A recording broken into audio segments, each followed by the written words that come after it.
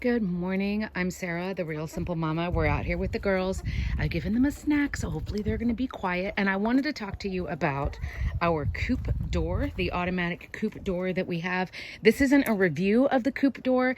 This is just why I recommend one and 4 different things that I do throughout the year to keep it working.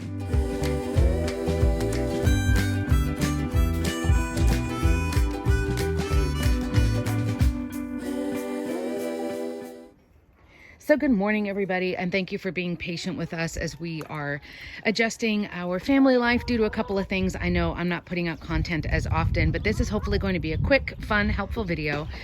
First of all, I'll just say that I highly recommend, especially if you have a coop kit, but definitely if you have backyard chickens, I recommend having an automatic coop door.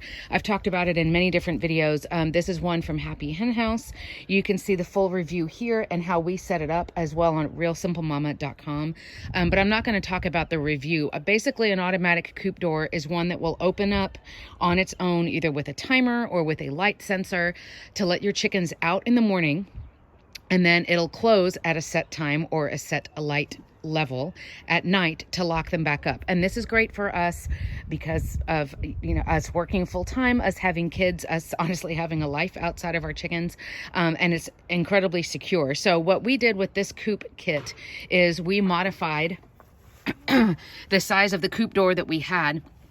So this was the original space, as you can see, that was too wide. So out of the 4 suggestions that I've got for your automatic coop door, the first is that you probably will need to build a frame. If you can see the narrow metal frame, that was the coop door itself. Well, the coop that, the kit that we've got, it was much wider. So we just use like 1x4s. You can use upcycled wood or whatever, and build a sturdy frame for it. This coop door, as you can see, it's a solid piece of metal that's going to slide up and down in that track. So we did need to build a frame to make sure that there were no gaps around or anything like that. You can see videos that I've got about the different kinds of predators or pests that you would have around in your chicken run, who could be dangerous. And honestly, for me, the biggest threat and the things that I feel I have to worry about the most are the intelligent predators that come around at night. Think raccoons, possums, things like that. But I'm going to move on quickly. Certainly, if you've got questions or suggestions or anything like that, you can always email me. My email address is all over the place. It's in the video description. I'll post it here in a little bit. Or you can, of course, put comments down below. The second tip is that I would set an alarm on your phone or put it in your family calendar. Certainly put it in your chicken tenders journal. All of these automatic coop doors are going to use batteries. I think mine uses 6 AA's, 4 AA's, something like that. And I have a timer that reminds me every 6 months on the dot to change out the batteries. I don't wait until the batteries die because, of course, that means your chickens would stay locked up, right, if the battery dies, or that the door would stay open if it dies, when it's supposed to be closing at night. So set a timer every 6 months on the dot. Again, the batteries would probably last 7 or 8 months, but I don't want to mess with it. So make sure you have a timer or a reminder to change the batteries regularly. Don't wait until it's dead. The third tip is that the frame that we built, the wooden frame that's around it, or even just the original metal tracks that it slides in, it does have to be cleaned regularly. What actually inspired me to do this video was that I came out about a month ago and I noticed that some of our chicken feed, I felt like I had just filled these up. Like, why are they empty again? And once I came out at night, I'm doing my medical check. I'm checking my chickens. I'm trimming, butt feathers, all of the glamorous things of a chicken tender.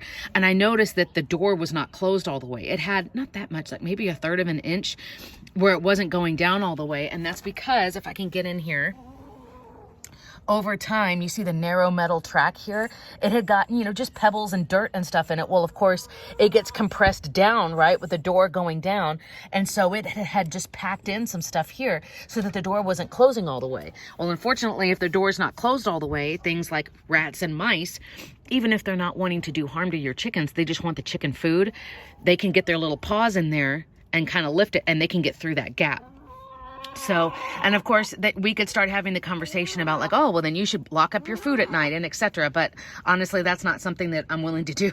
I don't have the time to do that consistently. So you can use either like a crappy little kid's paintbrush.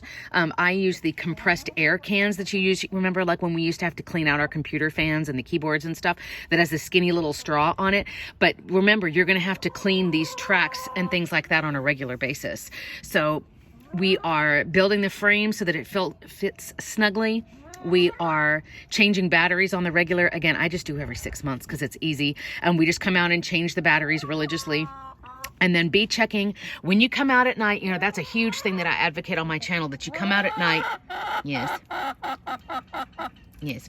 When you come out at night and you're taking attendance and you're checking on your chickens or you're deworming them or whatever, you know, I like to do all of that stuff at night once the chickens are like asleep, because then you can just like pop them off the roost and they don't fight you and you're not chasing them around like an idiot in your chicken run. Just be keeping an eye on this door on the regular. Did it actually close the way it was supposed to?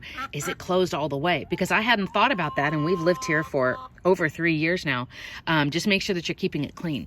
The last suggestion that I have really quick, and this will be, obviously this will change depending on where you live, but remember how I was talking about you need to come out every 6 months and change the batteries? You also need to document what time of day and night you're having the door open and close. So without getting too nerdy into like the diagnostics of this door, we choose to have it open and closed based on a time. This does come with a lumen sensor.